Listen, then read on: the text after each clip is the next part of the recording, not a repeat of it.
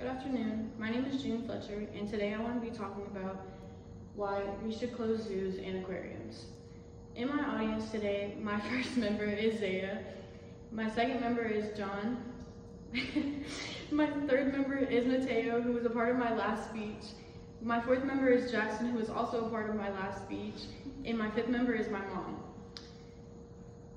One of the main issues that has been brought to my attention throughout this research that I've done extensively through credible resources, and I've done countless hours of research. This has also been a passion of mine since I was younger, and throughout this vacation that we're on currently, I've seen a lot of animals captured, and it's just really hard for me to look at and know that they're going through these types of things.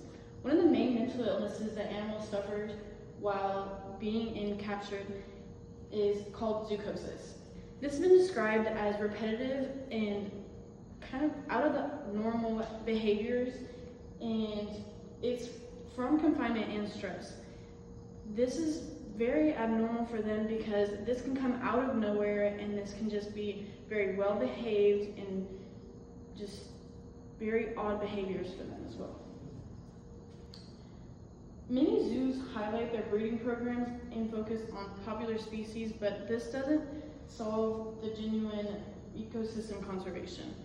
When I say they focus on popular species, I mean they focus on popular species that is bringing in the people, the money, and everything that's going to be getting them money, rather than preserving what the actual need of a zoo is, which is supposed to be showing the ecosystem and helping the animals that need to be helped, and they were supposed to be there because they were injured or things like that. But they're breeding mainly tigers, lions, and anything that people are like, oh, let's go to the zoo to see blah, blah, blah. So some of the expectations versus reality when it comes to the zoos and what they actually mean. So they claim to protect species, and they claim to provide and contribute to research. So some of the breeding programs actually do work when it comes to these popular species that they're breeding, but they aren't solving the root problem, which is the habitat deconstruction that they're causing, because they're taking these animals from their home and they're putting them in these confined spaces, which is causing many problems for the ecosystem, the food chain, as well as the animals themselves with their mental and physical health. Some alternatives I've come up with, and my personal favorite is a failed life sanctuary.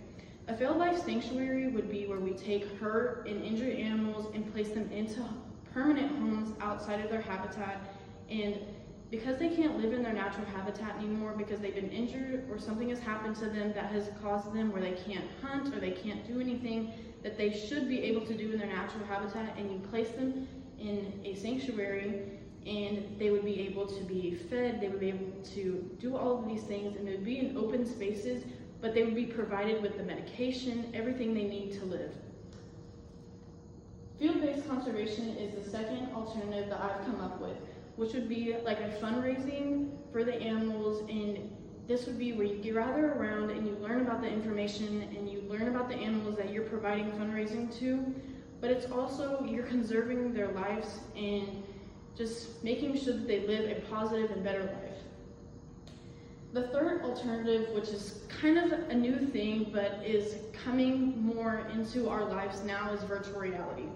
Virtual reality experiences with the animals would be able where you put the VR, or you can go into a room, and I know there's some domes in places, I think in Vegas, and there's some in California as well, where you can walk in and it's like a room and you can like see everything around you. And so that's something also that I think is really cool and would be a really good alternative, but the main one is the VR headsets.